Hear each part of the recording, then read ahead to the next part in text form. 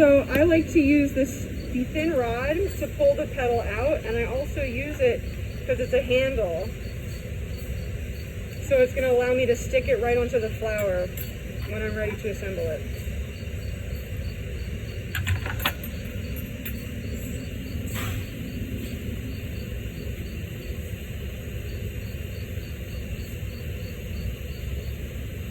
Use it on, flip, flip. So I'm just flipping and I'm heating the flat part of the disc, not the sides.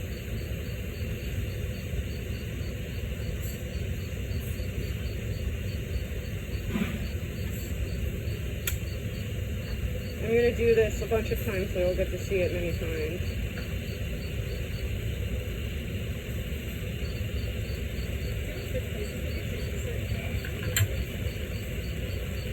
You can like come around the side too. Can you see okay? Yeah.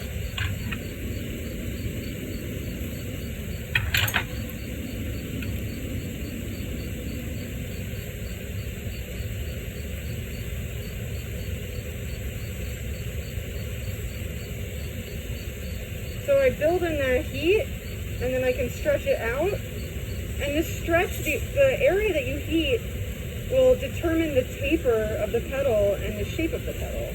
So I'm kind of trying to make like the tip part a little longer.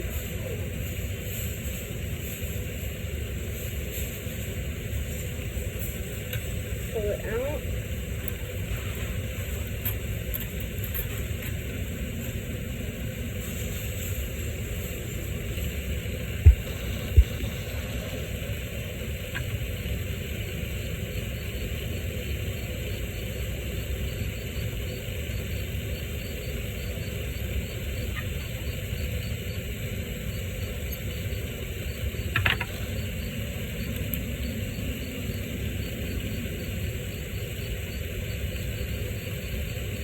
So much of flame working is having the right flame for the job. So right now it's a small flame, but it's neutral. It's a neutral flame. I'm getting a general heat. I'm heating it, feeling it as I pull it out. I'm not going for it all at once. And I'm building heat into the area that I want to stretch out some more.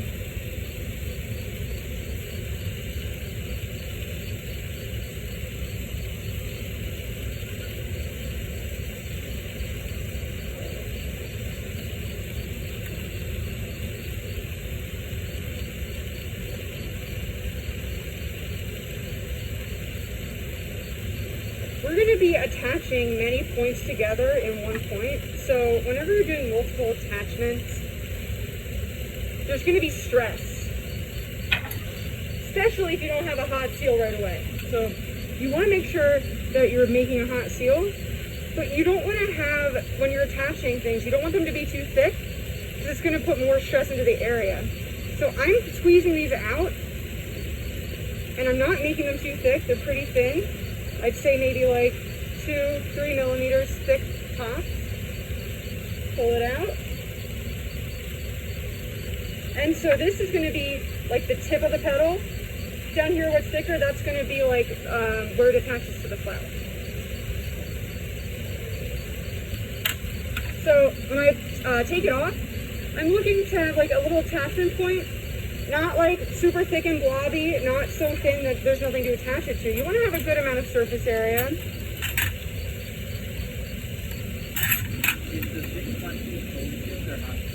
It's pretty much hot seal because it's just so small that it gets hot on there.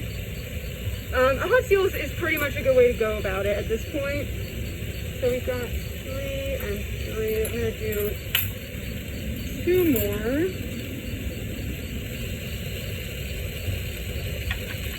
These are rusty. I haven't used them in a while. So they're making my glass a little rusty, but that's okay. Although if you have like, tools and you're in a humid environment and you're making like your magnum opus, think about taking the rust off. Because it will leave a little bit of trace on your glass.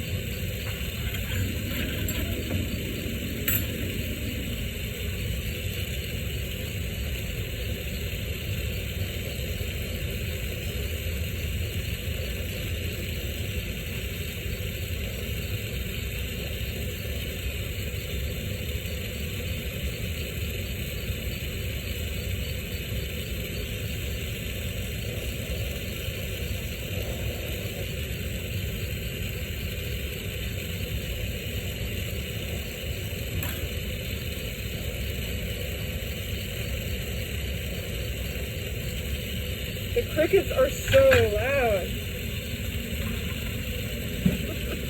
The fun sound effect. Crickets. Like say something with crickets. When we were in the classroom, I was like, is that a cricket or is that like an electronic device? I couldn't tell. I'm guessing it was a cricket. It's a cricket that sounded like it was right behind you too. Like, what? Yeah.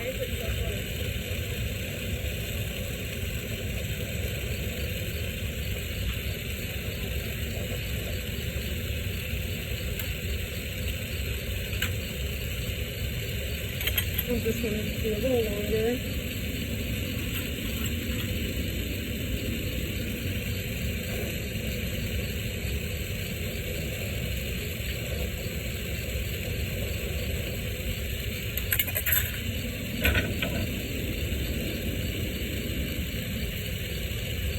Okay, so now I'm gonna lay out my petals. Kind of arrange them in a way. I usually like to use really short punties for this because they don't take up as much space. But this will give you a sense of how large your base is going to be. So I'm going to have 5 and 5.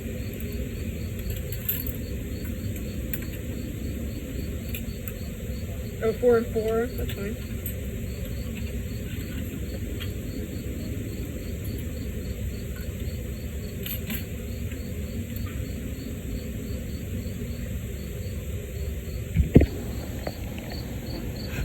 Can you see it? Wait, there you go.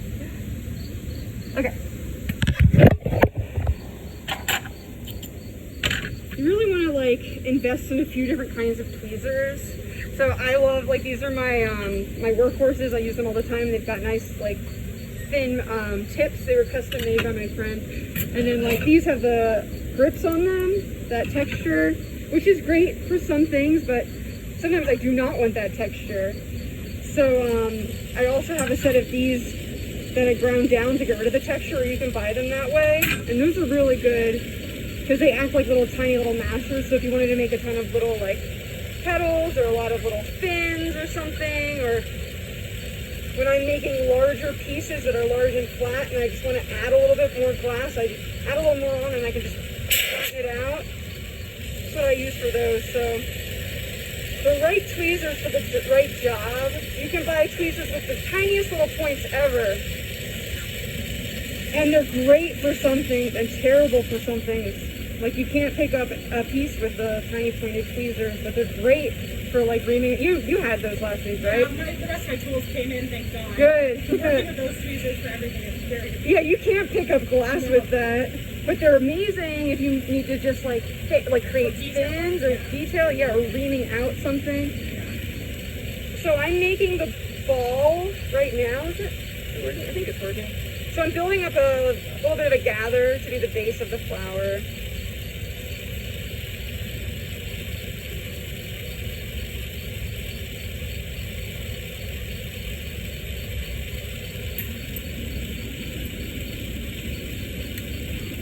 You can move this if you want to come around a little bit more. Feel bad like you're looking through all the tools. You guys can make it work if you want, if you need to see better. Alright. Yeah, great. So, now we're going to attach these. So we're going to do hot seals. I'm heating the base of the flower petal. I'm heating the ball. Stick it on the flame. And let it set up. So we're going to get into a really important concept. If you're not familiar with it yet, it's going to be really important. It's called bridging.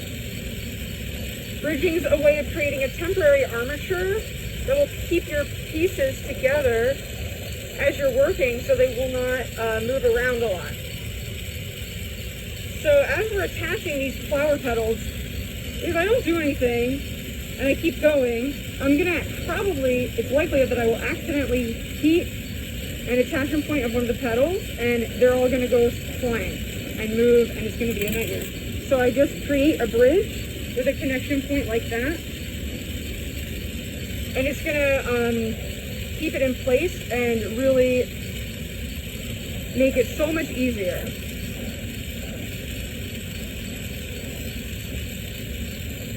We'll talk a lot more about bridging, but I like to introduce it early because it's going to make your life so much better. I didn't like bridge my pieces till I was at least like 2 or 3 years into flameworking.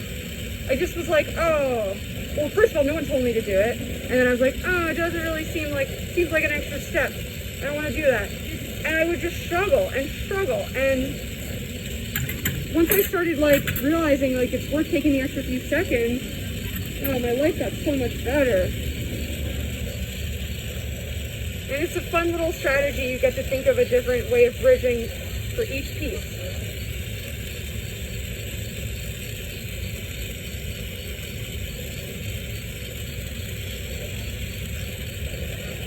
So whenever you're doing a piece where there's lots of points coming off of a center or lots of things happening, like if you're making like a tree or a jellyfish, something where many connections are happening close together, bridging is so helpful. All right, so I want to make sure these are all hot seals before I move on. So I'm heating from the front and the back, one at a time. And I can tell these are pretty much all hot seals, but you're going to want to make sure that yours are hot seals before moving on. Because if you have cold seals and you're like, oh, I'll get it later, it's not as good to do that because it's gonna crack your piece. Just put so much more stress on your piece to have a cold seal, like when it's not a punchy, but if it's like gonna be eventually a hot seal and it's a cold seal, it's gonna make your piece crack much more likely.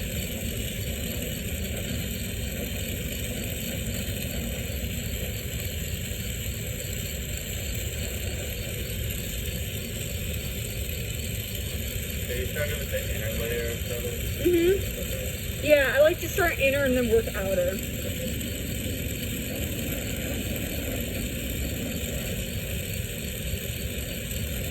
So you can bridge right to a bridge. You want to bridge to a spot that's not going to be annoying to clean up later. So bridging to the tips of these petals is a great spot because I'll probably make little adjustments to them when I'm finished anyway. I don't want to bridge to, say, like the center of this flower because it's going to put a lot of stress on it. And it is going to just not be fun. So anytime you're making a piece, we'll talk about different places where you'll want to bridge to.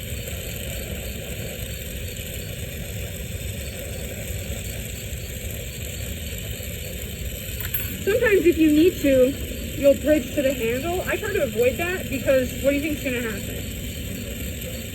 Huh? Yeah, the handle can crack. Yeah, or it can bend the handle if you're making it, if you're heating it hot enough to be a hot seal. You want your bridges to be hot seals because you're looking to them for structural integrity. And if they're going to just come off, that's the point of the bridge is defeated. I find that putting maybe if you're going to do it to the handle, putting it on in the initial process and then having the bridge sticking off before you start the process. Yeah, sure. Yeah, that's a good way to do it.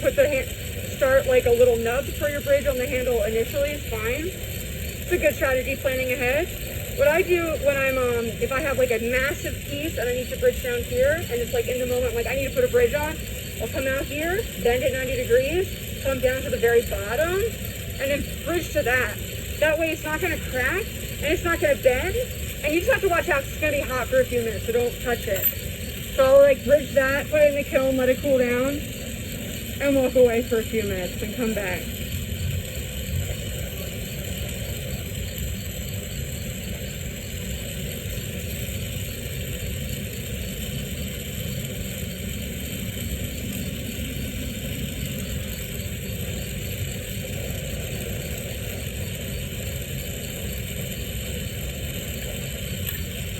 All right, now I'm going to make sure all of these are hot seals.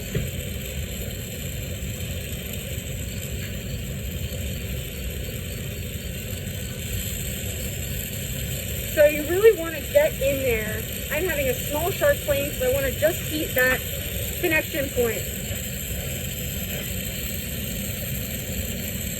You can use your hand torch for this part if you want.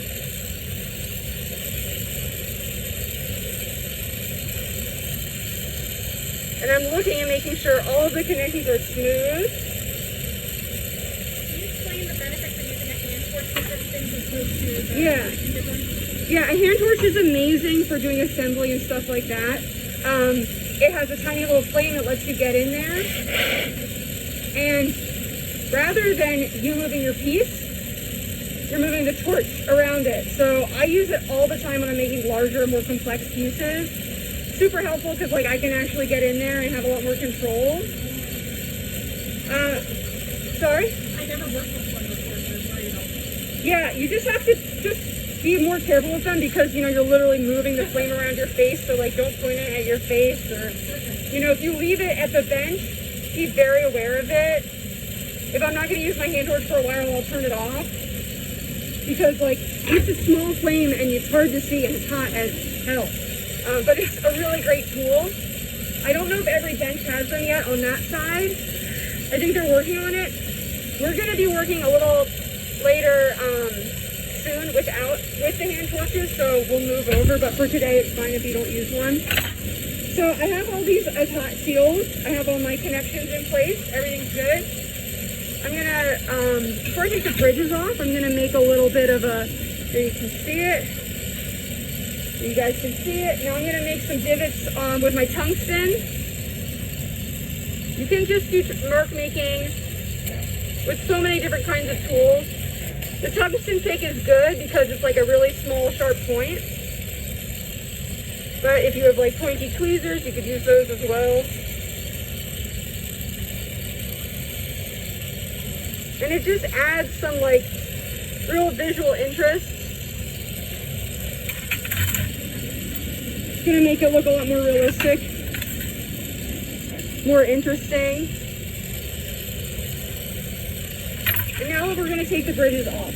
So the whole time, like I've got a pretty small flame. I haven't really needed, oh, I had to shout though. It's been loud. But I haven't really needed a lot of firepower for this. So I'm making kind of a smaller one. So let's take off the bridges. So to take off the bridges, I heat the middle of them generally, pull it off. This gets messy, so you're gonna wanna have a water bucket.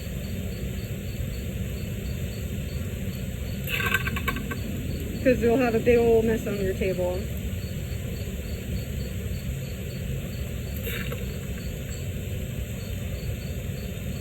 And I don't take the bridge off directly next to where it was attached because I just want to get it off first. Then I will clean up the connection, like where it was attached to the bridge, once it's free.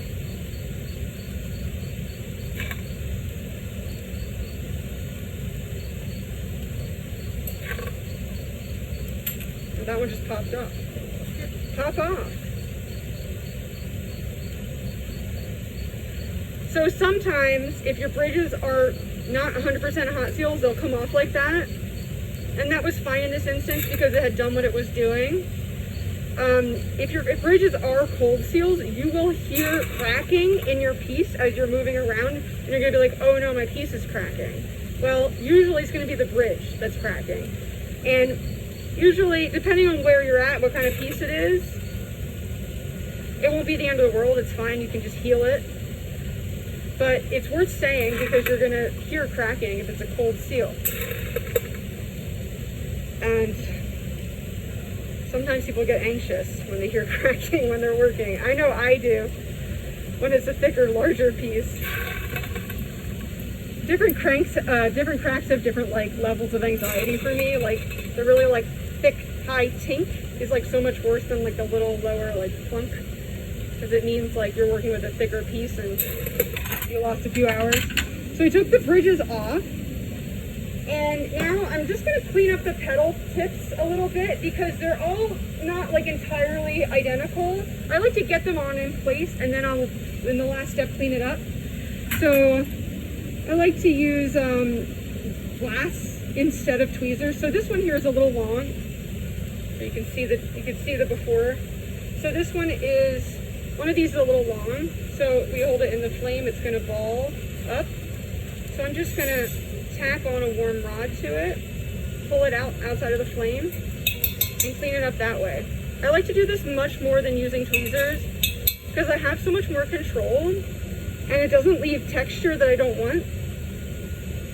and I'm able to see it from a better angle. So if I want to just pull it out a little more, I'm going to heat it, tack it on, and just pull it out slightly. It's really small what I'm doing. Would be nice to have the Jumbotron on for this, maybe next time, if we can figure it out. But I don't even want to mess with the tweezers, because they're just going to be annoying. If you have really small fine tip tweezers, you can do that, but not for, I don't want to do it here. It's not my preferred way, personally.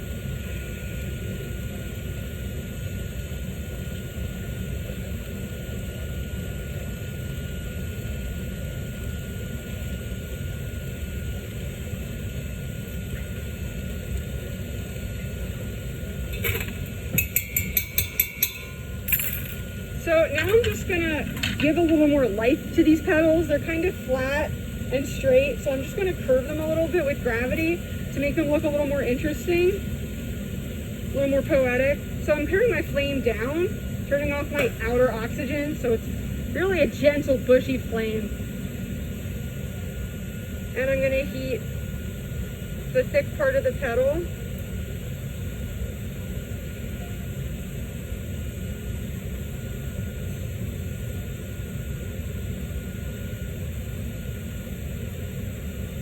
And give it a little more of a curve.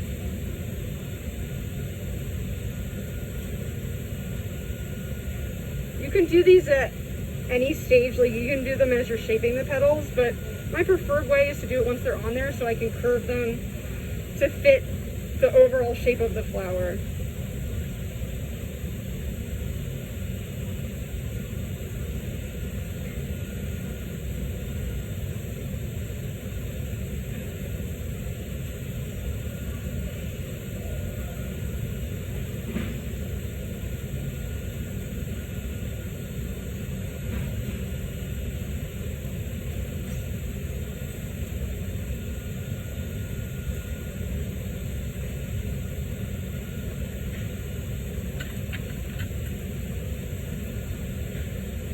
Wherever it's balled up at the tip, I'm just going to pull it out. So I pull out and just melt it off in the flame. You can see it looks a little more like a flower now. This is like a basic kind of, just a basic flower. You can do 1 layer petals, you can do 3, you can do as many as you want. There's all different kinds that you can make. Just a general one. So, now it's still on a straight stick, kind of makes like a good stir stick, but it doesn't look natural. So I'm going to bend the stem. So I'm going to give myself a larger flame. It's a little more bushy and soft. And let's bend this.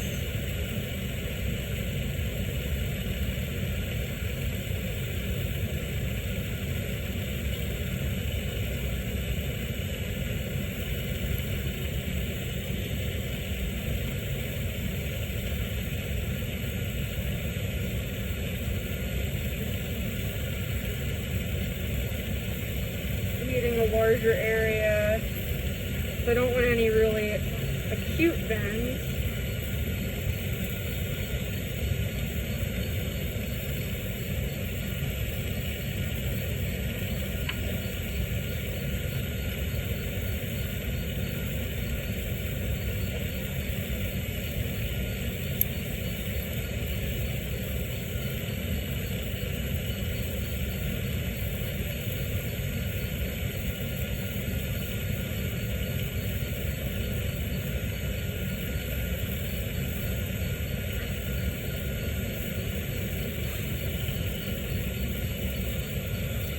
I'll probably melt it off around here. I don't want it to be too long. But, you can do whatever you want. Make it whatever length. You can make roses by, instead of pulling out the petals into tips, just leave them more circular. So just punch it right onto the little disc. And here we have our flower. So I'm going to let this cool down a little bit, then I'll melt it off. This was a lot more complex. I put it in the kiln, garage it, or anneal it for like 15 minutes, take it out, let it bench cool, and then hold it and melt it off. But this is a small piece, so I'm just gonna flame anneal it a little bit.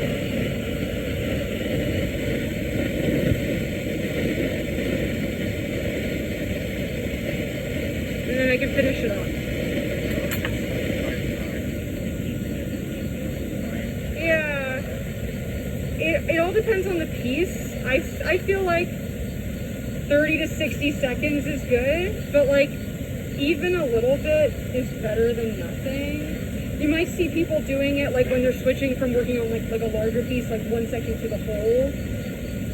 Just some amount of annealing flame is good. If you really want to know the trick of annealing flames is, so you know how like if you just use gas, it's going to cover your piece in soot,